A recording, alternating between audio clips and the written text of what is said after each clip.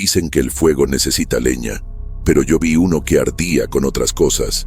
Ese olor no se olvida, ni el sonido, ni la sensación de que unos ojos, o algo peor, siempre estaban en mi nuca. Era una fragua enterrada en las entrañas de Zacatecas, donde el suelo hervía incluso en las madrugadas más frías. Un sitio donde el hierro jamás se enfriaba, y los huesos a veces desaparecían. El herrero nunca lo vi del todo, solo la silueta encorvada, moviéndose como un insecto de hierro contra las brasas eternas. Hablaba poco, pero todos sabían. Hasta los curas evitaban pasar frente a su taller. Allí dentro siempre había un murmullo. No era el viento, ni el fuego. Era como si las herramientas susurraran en un idioma antiguo y maldito. Una noche me acerqué. Las brasas iluminaban las piedras negras de la fachada. Algo se movía dentro del fuego, algo que no era humano. De la chimenea salía un humo espeso que se pegaba en la garganta y en el pelo. Era dulce, como carne hinchada por la fiebre. Pero había algo más. Algo dolía solo con mirar ese lugar, como si los huesos dentro de mi cuerpo supieran el destino de aquellos que entraron y nunca regresaron. Jamás conté lo que encontré esa noche, ni cómo logré salir, pero ahora tú vas a saberlo. Pero antes de sumergirnos en esta historia, cuéntame en los comentarios desde qué lugar estás viendo. Dale like, comparte y suscríbete para recibir nuevas historias todos los días. La primera vez que noté el taller era de madrugada. Las calles de piedra aún rezumaban rocío y no se oían ni gallos ni pasos en el pueblo. Solo un sonido bajo, ahogado, como el gruñido de una máquina enterrada bajo tierra. La fragua estaba encendida, siempre lo estaba. La luz anaranjada escapaba por las rendijas de las tablas oscuras, cortando la neblina como navaja. Pero no era solo luz, era calor, un calor que reptaba hasta la piel, un calor antiguo. Decían que el herrero jamás buscaba leña, jamás se le vio descargar ni un tronco, ni carbón, ni aceite, y sin embargo el humo no paraba de salir, como si el mismo infierno respirara por los ladrillos quemados. El fuego no crepitaba, susurraba. Una viuda, que vivía 2 casas más abajo del taller, juraba haber visto cosas extrañas en las noches de luna nueva. Contaba, con la mano temblando sobre el rosario, que veía sombras moviéndose dentro de las brasas, no fuera del fuego, dentro. Movimientos que no parecían de hombre ni de bestia, como si algo estuviera vivo ahí, en el centro mismo del calor. Cuando se rieron de ella en la plaza, escupió al suelo y dijo: «Rían, rían, hasta que huelan lo que yo huelo». Hablaba del olor que llegaba cuando el viento soplaba desde el sur. Ácido, espeso, distinto, mezcla de herrumbre, grasa y otro tipo de carne. Ese olor hacía que la gente cerrara las puertas temprano y apagara las velas, aunque temieran más a la oscuridad. Yo nunca me atrevía a acercarme a la puerta del frente, pero una noche, cuando la tormenta inundó las callejuelas y el frío cortaba como cuchilla, necesitaba refugio. El único lugar iluminado era la maldita fragua. Me escondí tras una carreta volcada y me quedé mirando. La madera mojada crujía a mi alrededor, pero dentro del taller era otro mundo. No se oían martillazos, ni herramientas cayendo. Era el sonido de las brasas respirando. Brasas vivas. Recuerdo chispas que bailaban como ojos, y una pulsación como si el fuego latiera al ritmo de un corazón que no era el mío. En ese momento, entendí que no era un lugar de trabajo. Era un vientre, una tumba, o algo aún más profundo. Lo más extraño era que nadie intentaba detenerlo. En cualquier pueblo siempre hay un cura que bendice, un soldado que amenaza, un loco que grita contra el diablo. Pero ahí todos callaban, como si el pacto ya estuviera hecho. Se rumoraba que el herrero ayudó a construir las campanas de la iglesia.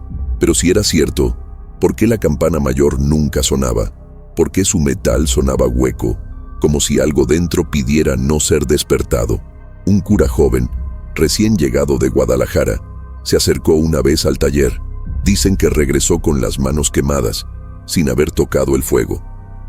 No duró ni 2 meses en el pueblo. Se fue con los ojos vacíos y la fe hecha polvo. Nunca volvió a escribir, ni a rezar en voz alta. Otro detalle que jamás olvidé fue la franja de calor. En el suelo, justo afuera del taller, la tierra siempre estaba seca. Incluso en los días de inundación, cuando las calles eran barro, ese pedazo seguía firme, caliente y estéril. Nada crecía allí, ni musgo, ni hormigas, como si la tierra misma se negara a vivir cerca de ese fuego. Un niño intentó dibujar algo frente a la puerta usando carbón. A la mañana siguiente, el dibujo había desaparecido, pero en su lugar apareció una mancha oscura, como quemadura. El niño quedó mudo por semanas. Su madre decía que soñaba con llamas azules y dientes de hierro. Un mes después, la familia se marchó sin avisar. Dejaron todo atrás, incluso al perro. Había también un sonido constante, un zumbido bajo, como el ronroneo de una máquina antigua. Pero allí no había engranajes, solo martillo, yunque y fuego. Aún así, ese zumbido nunca cesaba, ni cuando el taller cerraba, ni los domingos. Un forastero de esos que venden espejos comentó que sonaba como un fuelle invertido, como si, en lugar de soplar aire, aspirara algo hacia adentro. ¿Y qué aspiraba? Nadie respondió, pero esa noche el espejo del hombre se quebró solo, y en el reflejo él dijo haber visto un brazo saliendo del fuego, un brazo gris, con dedos largos y flacos que se deshicieron en ceniza cuando él gritó. A veces, las brasas cambiaban de color. Eso solo se veía por un segundo, pero muchos lo notaron. No era el naranja típico. Había momentos en que la luz era casi púrpura, o verde musgo, como moho quemado, un color que no debería existir.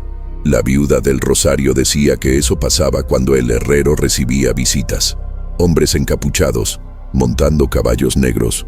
Nunca se les veía llegar, solo irse, y jamás por el camino principal. Juraba que salían por la parte trasera del taller, cruzando un sendero que nadie más lograba ver. Cuando desaparecían, el fuego ardía sin descanso por 3 días, y el zumbido se hacía más fuerte. Las ventanas del taller eran pocas y siempre cerradas, pero una mañana logré ver por una rendija, solo por un segundo. Dentro había algo más además del calor. Las paredes estaban cubiertas por símbolos que no encontré en ningún libro. Eran grabados tallados en los ladrillos, y entre ellos, huesos. Huesos pequeños, colgados con alambres oxidados, balanceándose como campanas mudas. La fragua estaba en el centro, pero no había nada alimentando el fuego. Ni troncos, ni carbón, solo una caja metálica abierta, y dentro algo que palpitaba, como si respirara. Desde ese día empecé a soñar con fuego, pero no el fuego común. Soñaba con pasillos de piedra oscura, donde antorchas ardían en silencio, y al final del pasillo alguien me esperaba con un delantal chamuscado. Nunca le veía el rostro, pero sus ojos brillaban como brasas mojadas. Al despertar, mi cuarto olía a hierro, y mis manos, sin explicación, siempre estaban manchadas de negro. Fui al médico, fui al cura. Nadie supo decirme por qué, pero el cura viejo, el único que seguía en el pueblo, solo me dijo: hay fuegos que no vienen del cielo, ni de la tierra. Desde entonces, no puedo dormir con la puerta abierta. Pensé en irme, venderlo todo, empezar de nuevo lejos, pero algo me retenía. No era apego, era un tipo de lazo, como si la fragua supiera que yo la observaba y me esperara. Una noche, oí golpes en mi puerta, 3 golpes secos. Al abrir, no había nadie, pero en el suelo, una pieza de hierro incandescente humeaba sobre la madera. Era una tira delgada, marcada con dientes. Mi nombre estaba grabado ahí, no con letras, sino con cortes, como si algo me hubiera forjado, o estuviera a punto de hacerlo. Siempre creí que el sonido de un yunque era seco, un golpe sordo, repetitivo, casi hipnótico, pero el sonido que salía del taller del herrero era distinto. No era martillo golpeando, era como si el propio metal gritara: gritos finos, metálicos, que atravesaban los huesos y rebotaban dentro del cráneo. No sonaban a trabajo, sino a tortura, a dolor moldeado en barras y hojas. Una mañana, un hombre que regresaba de viaje me contó que había pasado por la calle del taller durante la noche.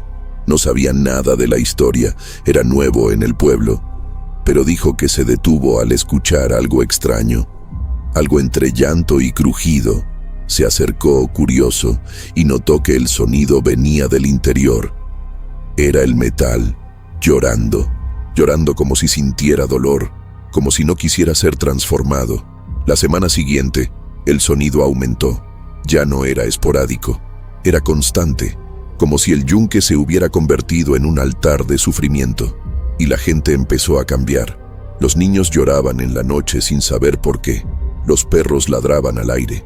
Las gallinas ponían huevos deformes, como derretidos. El panadero, que vivía en la misma calle, trató de taparse los oídos con trapos, pero aún así, el sonido entraba. Decía que parecía venir desde adentro de su propia cabeza. Una vecina, embarazada de 7 meses, perdió al bebé tras una madrugada de gritos metálicos. Soñó con espadas hundiéndose en algo blando. Al despertar, sangraba. El médico no encontró explicación. Solo dijo, ese ruido no es de este mundo. El yunque parecía estar vivo y hambriento. Se decía que absorbía los sonidos del día para liberar los gritos por la noche, como si necesitara silencio alrededor para poder hacer eco. Un niño curioso intentó mirar por la cerradura. No vio nada, pero su oído zumbó durante 3 días. Decía haber escuchado una respiración profunda, muy profunda, como de una criatura con pulmones enormes. Cuando su nariz comenzó a sangrar, su madre se lo llevó del pueblo. Nunca regresaron.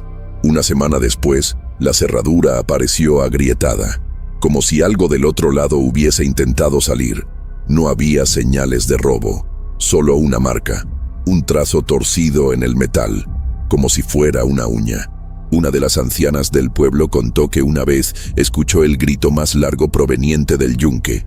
Decía que sonaba como un canto antiguo, de esos que ya nadie recuerda cómo entonar. Duró varios minutos, con variaciones de tono y ritmo, como si una voz femenina cantara dentro del hierro. Ella cayó al suelo, convulsionó. Cuando despertó, aseguraba que el yunque no se usaba para forjar armas, sino para liberar algo encerrado en el propio metal. Es una prisión viva, repetía, y cada martillazo es un intento de romper la celda. El herrero, según ella, no moldeaba, invocaba. Sacaba una voz del hierro golpe a golpe, y lo que fuera que estaba allí dentro comenzaba a responder. Algunos intentaron grabar el sonido. Un joven trajo un cilindro fonográfico para capturar los gritos. Pasó horas escondido cerca del taller, anotando horarios y patrones. Al regresar, tenía el rostro blanco. Dijo que había conseguido una grabación, pero al reproducir el cilindro, no se escuchó sonido alguno. Solo un silencio tan profundo que dolía, un vacío, como si el sonido hubiera sido absorbido. Al día siguiente, el joven desapareció. Solo quedó el cilindro, roto por la mitad, y dentro, enrollado, un pedazo de tela con símbolos quemados. Ninguna lengua conocida. Parecían espirales, garras y marcas de dientes, como si el sonido se hubiera inscrito en la materia y destruido a quien osó escucharlo. En una de las noches más frías de aquel año, el sonido cambió. Ya no eran gritos, era un lamento, un tono grave, arrastrado, que erizaba la piel. El suelo mismo vibraba, las ventanas tintineaban, los vasos temblaban en las alacenas, la campana de la iglesia oscilaba sola, sin viento. Algunas casas comenzaron a agrietarse. El alcalde envió a 2 empleados a investigar. Hombres cínicos. Entraron al taller al mediodía. Esa noche solo uno volvió, tambaleando, sin palabras. Babeaba y sostenía un pedazo de hierro fundido como si fuera un bebé. El otro nunca fue encontrado. Ni siquiera quedó su olor. A veces se escuchaban risas. Risas dentro del sonido del yunque. No humanas. Eran secas, breves, como ecos saliendo del fondo de una tumba metálica. Un anciano ciego decía que esas risas venían de cosas sin carne, que no reían por diversión, sino por victoria, y que cada martillazo era un paso más cerca de abrirse por completo. Para él, el yunque era un sello que se estaba rompiendo. El sonido era un lenguaje, una profecía, y quien lo oyera demasiado, enloquecería. No es el herrero quien golpea, susurró antes de morir. Es lo que está adentro, tratando de salir. Un sacerdote jesuita que visitaba la región decidió enfrentar al herrero. Golpeó la puerta del taller con un crucifijo en la mano y un cántico en los labios. Dicen que la puerta se abrió sola. Él entró. Permaneció adentro exactamente 40 minutos.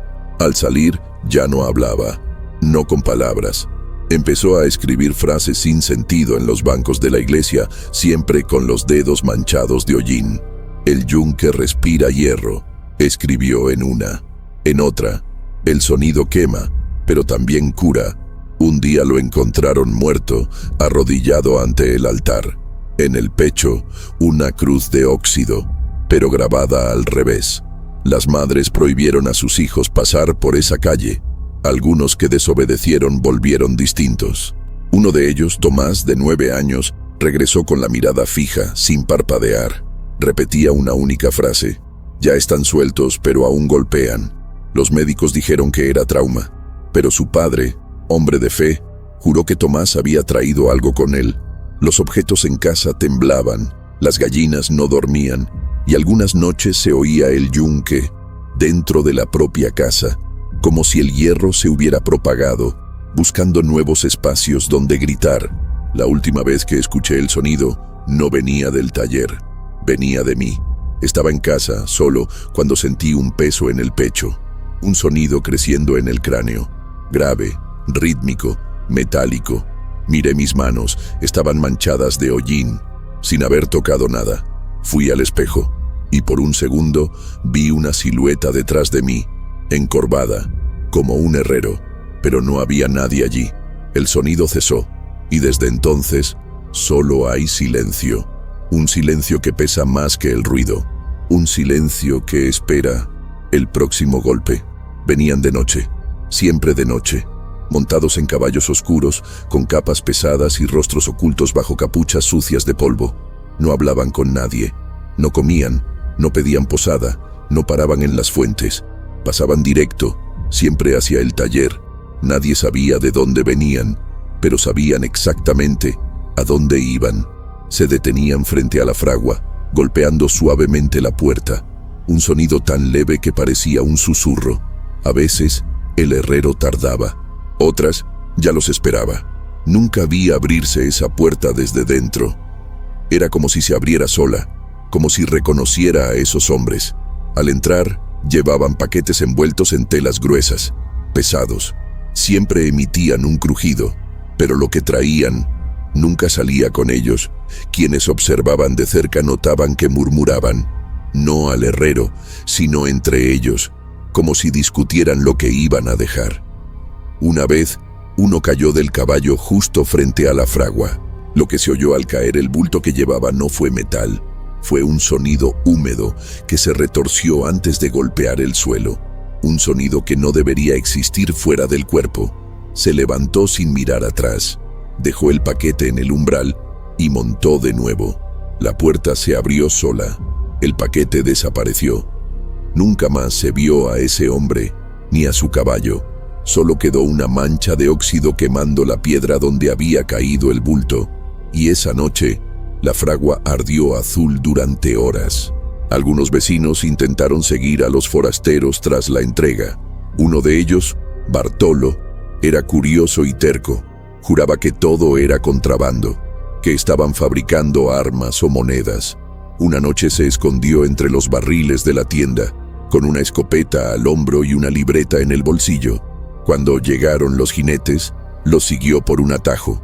Nadie volvió a ver a Bartolo. 3 días después, encontraron su libreta en la alcantarilla del pueblo. Estaba mojada, pero una frase seguía legible, escrita con apuro, como si la mano temblara. No están vivos, pero tampoco muertos. La pluma estaba clavada en la tapa, atravesando un trozo de lengua humana. Empezamos a notar un patrón. Los forasteros venían en fechas específicas, noches sin luna, feriados religiosos o días que recordaban viejas batallas, como si siguieran un calendario que solo ellos conocían. Un boticario anciano, aficionado a la astrología, intentó encontrar sentido en los horarios. Dijo que cada visita coincidía con una conjunción rara de planetas y estrellas de sangre. No vienen a entregar, murmuraba. Vienen a alimentar. Y señalaba el taller como si fuera un altar, un receptáculo, algo que debía ser nutrido. Al morir, quemaron sus cuadernos. Pero durante semanas, el humo olía igual que el de la chimenea del herrero, carne dulce y cenizas. Una tarde, un niño corrió a la plaza diciendo que había visto a uno de ellos dejar caer algo, un pequeño objeto brillante que rodó hasta la calle. Era una pieza de metal negro, tallada con símbolos extraños, tan lisa que resbalaba entre los dedos. Pero quien la sostenía sentía el pulso acelerarse, un escalofrío por la espalda. El objeto desapareció esa misma noche. Y curiosamente, todas las gallinas del pueblo escaparon de sus corrales. Desaparecieron, como si lo hubieran presentido. Al día siguiente, había plumas chamuscadas en las veredas y marcas de cascos sobre los techos, como si los caballos hubieran pasado por allí. Pero nadie escuchó. Un viejo sacerdote, que había combatido cultos en Oaxaca, fue llamado para examinar el taller. Se negó. Dijo que eso no era obra de secta, ni de hombre. Dijo que existían fuerzas que actuaban en pactos íntimos, solitarios, que no necesitaban multitudes. Al saber de los forasteros, palideció. Los llamó jinetes del soplido caliente, un nombre que nadie reconoció. Según él, esas figuras llevaban siglos entregando partes, no objetos, partes de cuerpos, de sueños, fragmentos de pecados que el mundo ya no podía cargar. No compran, no venden, pagan en nombre de otros. Y la fragua era la boca que recibe. Con los años, los rostros de los forasteros se volvieron borrosos. Incluso los que afirmaban haberlos visto de cerca decían ya no recordar la forma de sus ojos, ni el color de sus capas, como si el tiempo succionara sus memorias. Pero había un detalle que todos recordaban: el sonido que hacían al caminar. No era de botas, era más seco, como huesos golpeando hierro, como si su andar estuviera forjado. Un sonido que se quedaba en el oído por horas. Una mujer decía que despertaba por las noches con ese ruido y que el piso de su habitación estaba más cálido esos días, como si hubieran pasado por allí. Un día, uno llegó demasiado tarde. La fragua ya estaba apagada, la puerta entreabierta. Aún así, entró. Llevaba una caja de madera con grandes cerraduras. Nadie supo qué había dentro. Lo único cierto es que esa noche llovió ceniza, una lluvia negra que manchaba la ropa y hacía a los perros aullar. Al amanecer, la caja apareció afuera, vacía, y en lugar del candado había dientes, no humanos, grandes, encajados con precisión, como si hubieran crecido alrededor del metal, dientes de algo que mastica hierro, o que se alimenta de él. Al forastero no se lo volvió a ver, pero por semanas el viento traía un murmullo: entregado, entregado, entregado. Desde ese mes, nadie se atrevió a salir en las noches de entrega. Las velas se apagaban, las puertas se aseguraban con cadenas, y las campanas de la iglesia, las que había forjado el herrero, no sonaban, aunque tiraran del cordel, como si el sonido también se escondiera. El único anuncio de la llegada de los forasteros era el olor, un aroma agrio, dulce, que venía antes de los cascos, antes de los golpes, antes de que se abriera la puerta. Un olor a sangre vieja y hierro fundido. Y después, silencio. Un silencio que gritaba. Y entonces, una noche específica, no vinieron. El pueblo entero quedó en vilo, esperando sonidos, caballos, sombras encapuchadas. Pero nada. La fragua permaneció apagada. El herrero no apareció. Por primera vez en décadas, el aire parecía más ligero. Las puertas crujían solo por el viento, no por presencia, pero era solo la calma antes del golpe, porque 3 días después, la fragua volvió a encenderse sola, sin visita, sin entrega, y los gritos que salieron de dentro no eran de metal, eran humanos. Había un rincón oscuro en el taller que nunca reflejaba luz, ni la de la fragua, ni la del sol que a veces intentaba colarse por las rendijas. Allí, apoyado contra una pared de piedra volcánica, descansaba un martillo, pero no uno común. Era demasiado largo, demasiado grueso, como si no hubiera sido hecho para manos humanas, sino para algo más grande, más pesado, más antiguo. Los pocos que se atrevieron a acercarse juraban sentir una presencia alrededor, un frío repentino, un silencio que absorbía incluso el latido del corazón. Una mujer que lavaba trapos para el herrero una vez intentó tocarlo. Dicen que fue por curiosidad. En cuanto sus dedos se acercaron al mango, cayó al suelo gritando. Cuando despertó, su brazo estaba morado, y decía haber escuchado una voz detrás de la nuca, un susurro grave, en un idioma sin vocales. Intentaron sacarlo de ahí. Un grupo de hombres, movidos más por la arrogancia que por el juicio, decidió irrumpir en el taller durante el día. Querían probar que todo era superstición.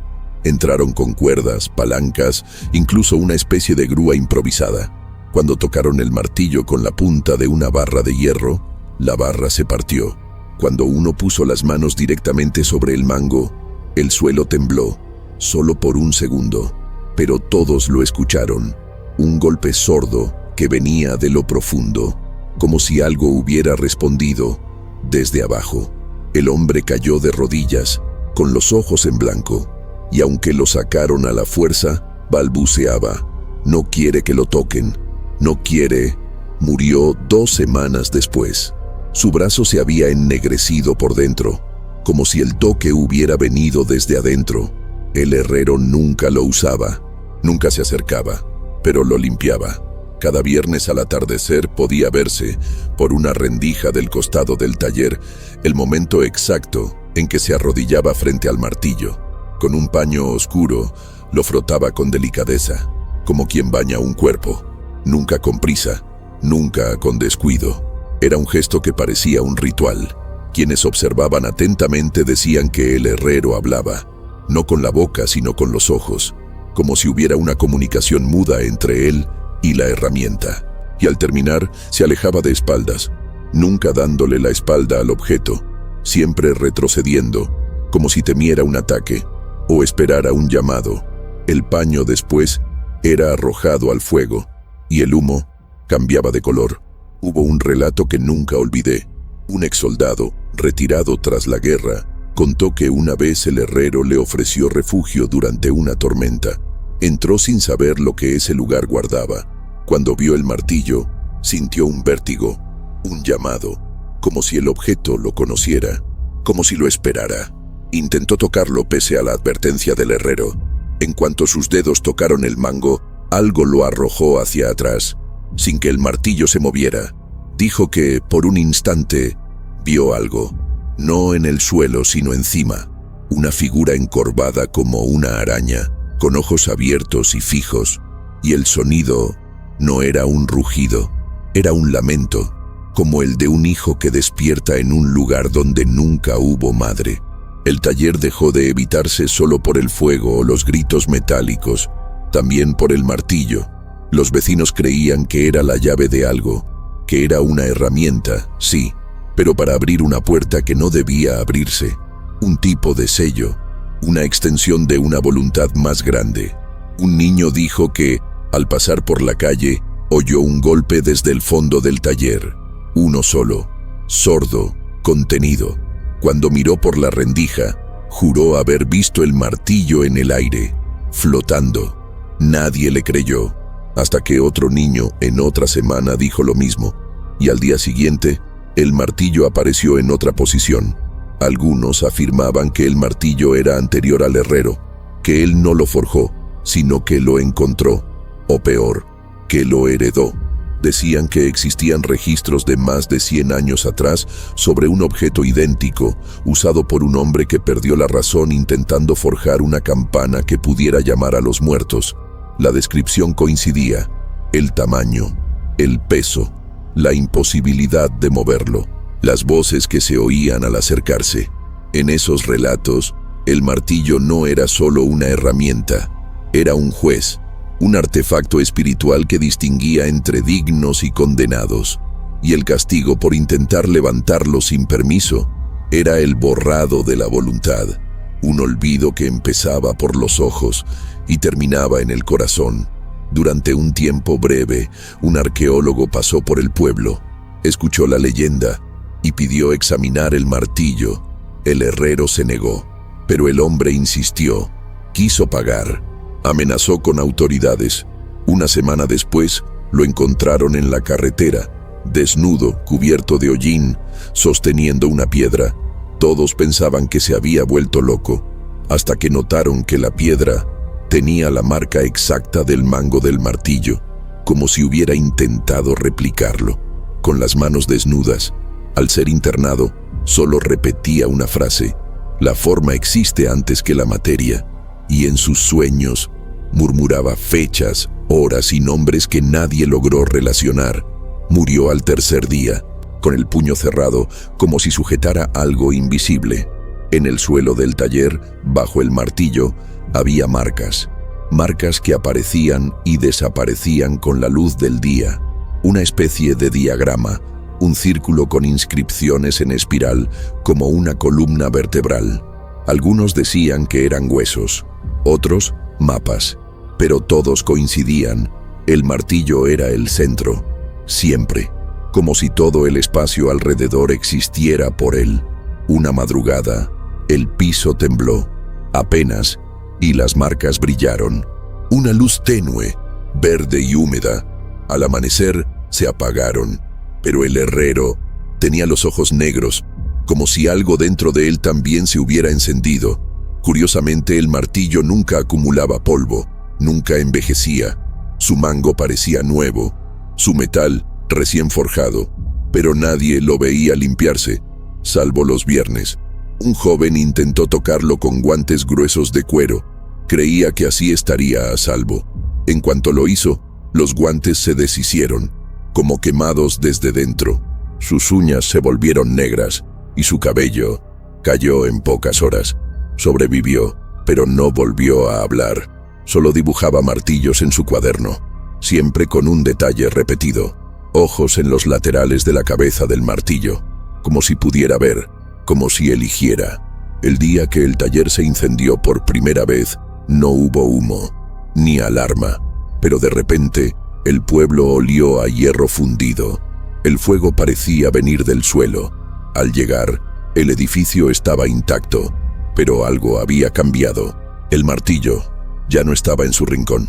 Estaba incrustado en el centro del yunque, como si hubiera caído con una fuerza inmensa.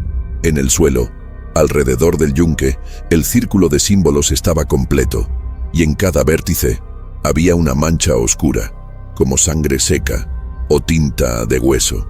El martillo, aunque inmóvil, vibraba, como si esperara la próxima mano que se atreviera a tocarlo. Al principio nadie lo notaba.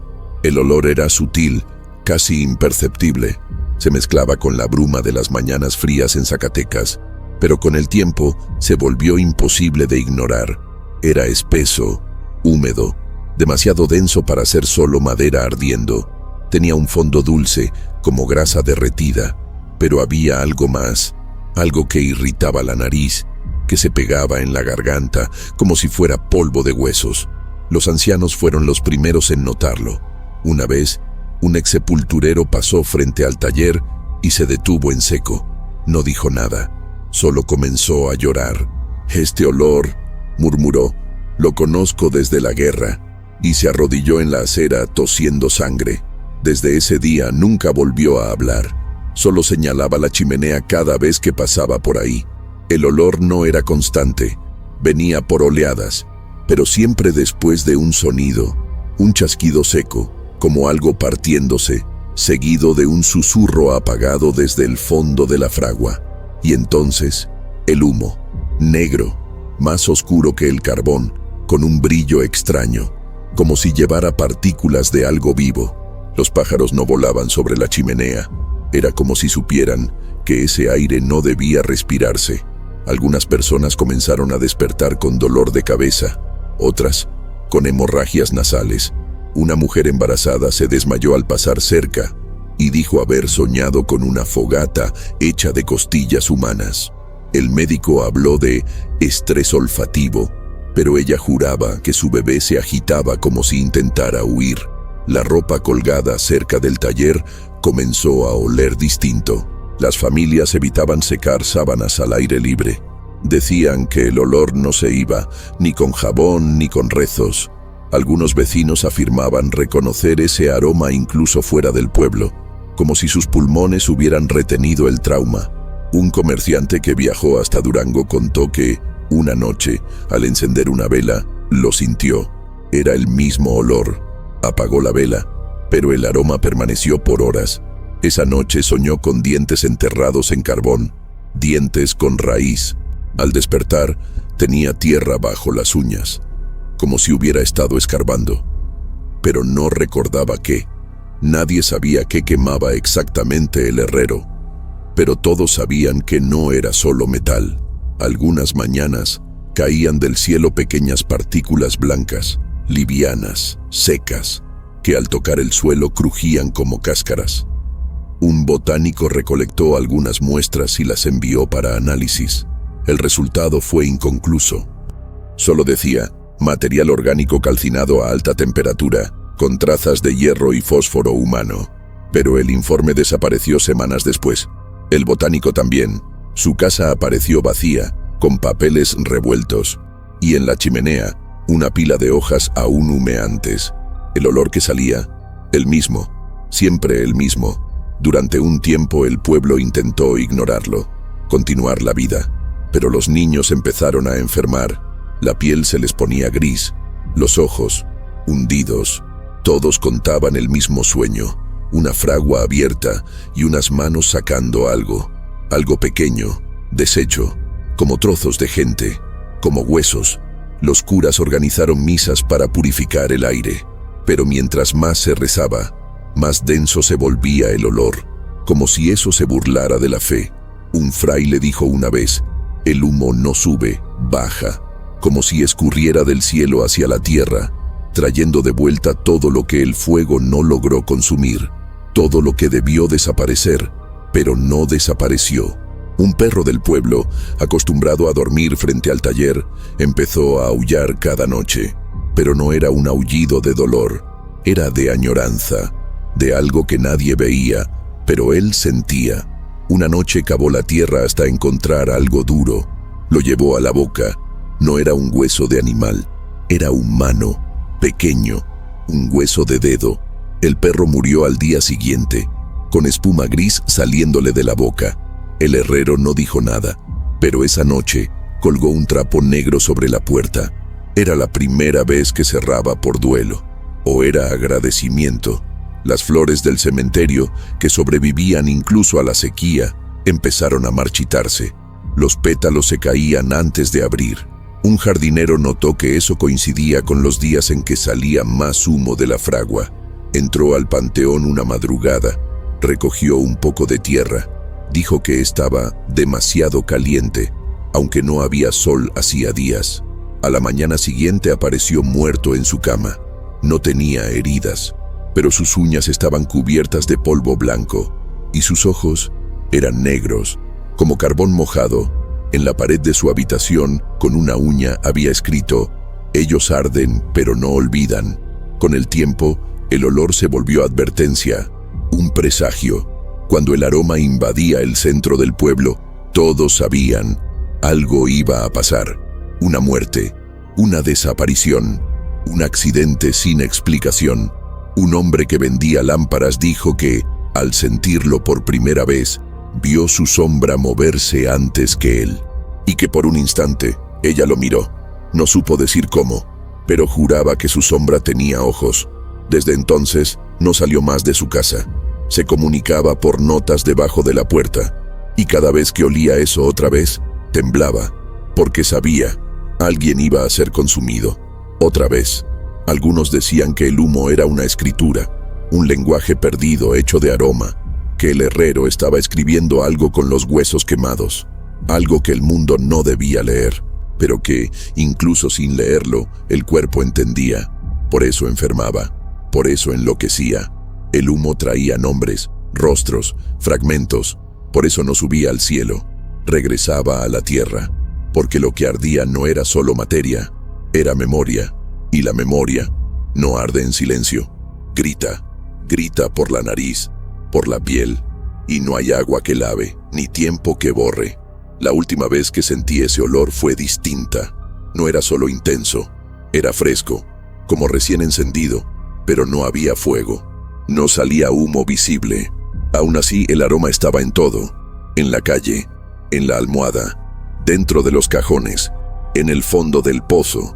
Esa noche soñé con el interior de la chimenea, pero no estaba vacía, estaba habitada. Adentro vivía una criatura hecha de cenizas compactas, con ojos apagados y dedos largos que tocaban la piedra como si escribieran un nombre. Desperté con la nariz sangrando, y en el espejo, el vapor que salía de mi cuerpo tenía el mismo olor del humo que juré haber olvidado. En el pueblo, nadie quería tocar las piezas del herrero. Aún así, circulaban. Un caballo de carga apareció un día con una herradura forjada por él. Nadie supo cuándo ni quién la colocó. Simplemente estaba allí. El animal, antes dócil, comenzó a rechinar los dientes por las noches, como si escuchara algo, y sus cascos golpeaban el suelo con un sonido hueco, extraño, como si dentro de la herradura hubiera otra cosa, algo que no era hierro. El dueño intentó quitársela. Llamó a 3 hombres. Al arrancarla, escucharon un sonido agudo que no vino del caballo, sino de la herradura. Vibraba, y en el interior del metal había una marca, una especie de nervadura, como una vena endurecida. La enterraron, pero durante 3 noches seguidas oyeron un galope bajo la tierra. Una cadena también llamó la atención. Fue entregada a un comerciante para asegurar la puerta de su almacén, pero cada madrugada aparecía en otro lugar, a veces enrollada en la baranda, a veces caída en el piso en forma de círculo, como si algo hubiera pasado a través de ella. El hombre pensó que le hacían una broma. Instaló trampas. Una noche, al intentar atarla, sintió que la cadena se movía sola, levemente, como si respirara.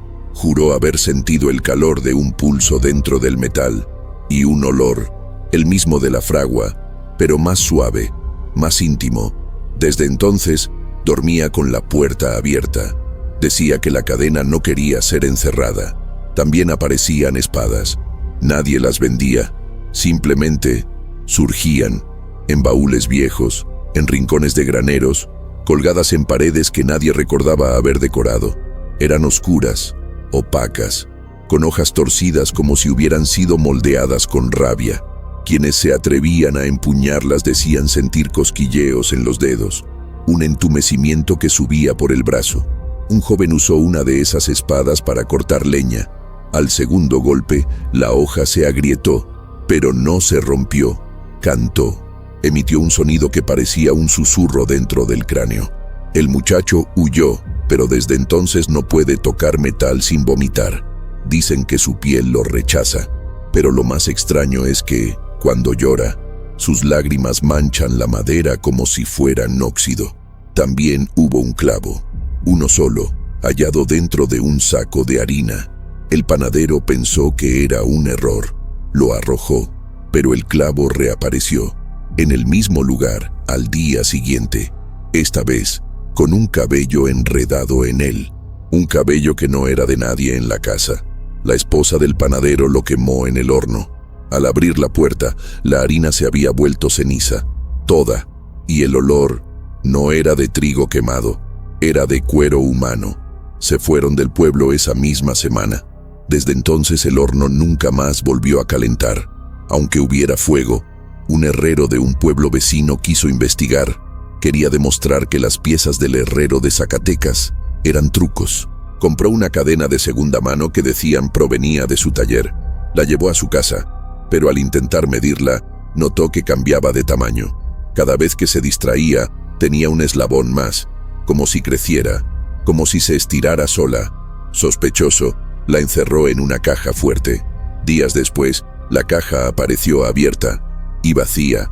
La cadena estaba en su tobillo, enrollada con suavidad, como una joya.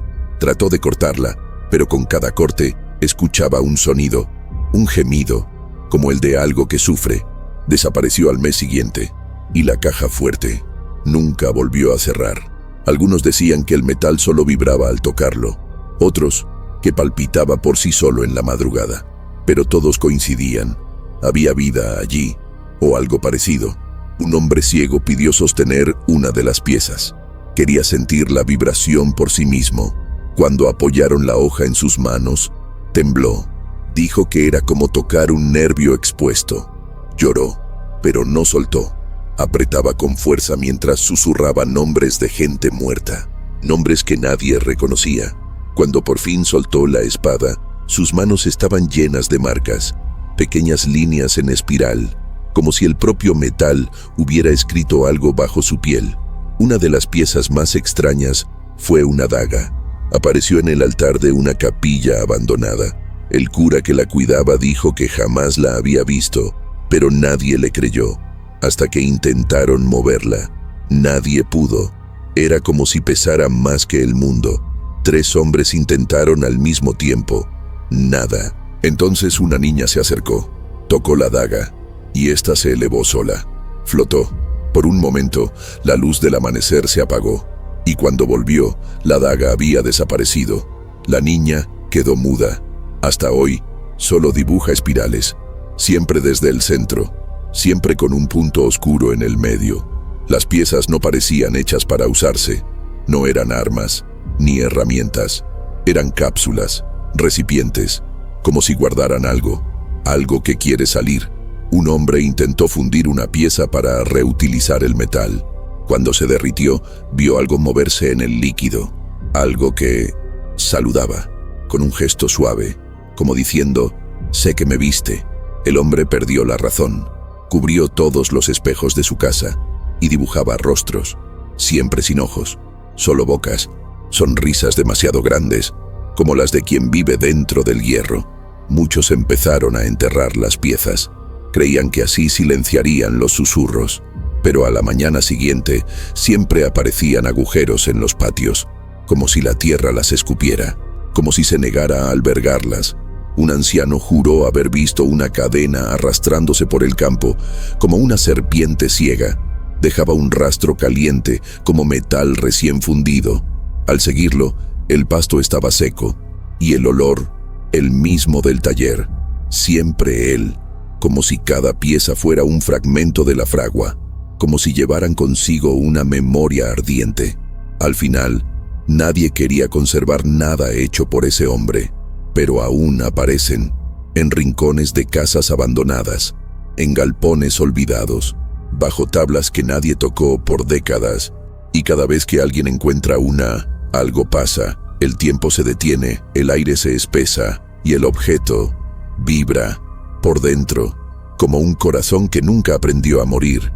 Una vez sostuve una, por poco tiempo, y juro por todo, me reconoció, porque al soltarla, mi nombre estaba grabado en la hoja, pero no había sido escrito, había crecido allí, como una cicatriz viva. Durante años, nadie se atrevía a ir detrás del taller. La maleza era espesa, retorcida, como si la naturaleza misma evitara ese terreno. Pero un verano, tras una tormenta violenta, parte de la tierra cedió. Un barranco colapsó justo detrás del edificio. Y entonces apareció algo. Un hoyo profundo, con bordes negros como carbón, se abría entre las raíces. Los primeros en verlo pensaron que era una antigua cisterna, pero pronto se dieron cuenta. No lo era. No había ladrillos. Era piedra viva, excavada con fuerza brutal. En el fondo, algo brillaba, no como agua, más bien como metal fundido o sangre seca bajo la luna. El herrero llegó horas después, no dijo una palabra, solo miró. Miró fijo al fondo del pozo y por primera vez retrocedió. Los curiosos se acercaron. Un agricultor ató una piedra a una cuerda y la bajó con cuidado. Tardó varios metros en tocar el fondo, pero el sonido no era el de roca contra roca, era húmedo, como carne cediendo, y luego un chasquido. Al subir la cuerda, estaba quemada, como si hubiera pasado por ácido, y la piedra había desaparecido. En su lugar un grumo de carne y metal pegado en la punta. Pulsaba, como si intentara respirar. Le echaron sal. Se ennegreció pero no murió. Durante horas todos oyeron, muy bajo, un sonido de masticación, como si el pozo estuviera cenando. Días después llegaron hombres de la ciudad, excavadores, geólogos, un sacerdote de la capital. Llevaron linternas, cuerdas, herramientas. Uno bajó, solo uno. Llevaba un crucifijo al cuello y un cuaderno en el bolsillo. Desapareció a los 15 minutos. Nunca gritó. Solo se desvaneció. La cuerda volvió entera, pero helada, congelada y cubierta de hollín húmedo. En la mochila que dejó atrás encontraron una hoja escrita con desesperación. Decía, no es una cueva, es un cuerpo. Y debajo, subrayado, espera ser reconstruido. El equipo se fue al día siguiente, pero el sacerdote nunca volvió. Poco a poco, el olor cambió. Ya no era solo hierro quemado, era algo más podrido, más antiguo, como carne que nunca murió, pero igual se descompone. Las moscas no se acercaban, ni los perros, pero el suelo comenzó a agrietarse. Las piedras se abrían como escamas, y entre ellas surgió un hueso. No era de animal, ni de humano. Era demasiado curvo, demasiado largo, con orificios que parecían pulmones externos. Lo guardaron en una caja de madera. Nunca dejó de sudar, siempre húmedo, siempre tibio, como si todavía viviera. En la tercera semana, algo emergió del pozo, no entero, solo un fragmento, un trozo de mandíbula fusionada con lo que parecía hierro fundido. Los dientes eran humanos, pero el hueso, soldado a una estructura metálica parecida a un motor viejo. Bajo la luz, vibraba, pero si alguien intentaba grabarlo, la imagen salía borrosa, siempre, como si el aparato se negara a captarlo. Un joven intentó dibujarlo. Pasó 3 días en trance, garabateando con carbón. Lo que produjo no era un dibujo, era un mapa, un círculo con ramificaciones. Y en el centro una palabra escrita con la letra del herrero, regreso. Entonces el pozo comenzó a emitir sonidos, no constantes, cíclicos, un bajo profundo, lejano, como el aliento de algo inmenso, algo atrapado, respirando lento. Los ancianos decían que era la tierra ajustándose, pero los atentos sabían, venía de algo que crecía debajo. A cada madrugada, el sonido era más claro, más cercano, hasta que un día, una grieta apareció en el suelo del taller. El yunque tembló, y el martillo, ese que nadie podía levantar, se inclinó levemente, como si reconociera la voz, como si estuviera listo. Empezaron a surgir fragmentos de objetos alrededor del cráter, no arrojados, emergían, cadenas fundidas con costillas, espadas unidas a tibias, corazones secos dentro de cascos de hierro, todo mezclado, todo deformado, como si alguien o algo intentara construir un cuerpo con restos, no uno humano, sino uno capaz de sostener otra cosa. Los sacerdotes intentaron sellar el lugar, agua bendita, salmos, cruces, pero al amanecer todas estaban chamuscadas, y en el centro de cada una mancha, como si un dedo de ceniza hubiera pasado por ahí. En la 8ª noche, alguien gritó, desde el fondo. No era un pedido de ayuda, ni desesperación, era un grito de guerra, un llamado, y quienes lo oyeron, respondieron. Algunos vecinos comenzaron a caminar hacia el pozo como sonámbulos, descalzos, en silencio, solo caminaban hacia el vacío. Primero 5, luego 9, después 13, nunca regresaron. Cuando intentaron cerrar el pozo con piedras, el suelo se abrió en otro lugar, como si el pozo eligiera quién debía entrar, como si reuniera las piezas correctas para completar el cuerpo que se formaba abajo. La mañana del 11º día, el taller amaneció abierto, pero el herrero no estaba. En el centro de la fragua, solo su delantal, doblado. Alrededor, cenizas aún tibias. Detrás del edificio, el pozo era más grande, más profundo, y los bordes palpitaban, como una boca con sed. Al fondo algo se movía, no con prisa, con intención. Era grande, pesado, antiguo. Los que se acercaron juraron ver ojos, no como los nuestros. Eran brasas mojadas, que no parpadeaban, que ardían. Desde entonces, nadie volvió a acercarse, pero todos lo sienten, porque a veces la tierra todavía respira. ¿Y qué hicieron con el pozo? Nada.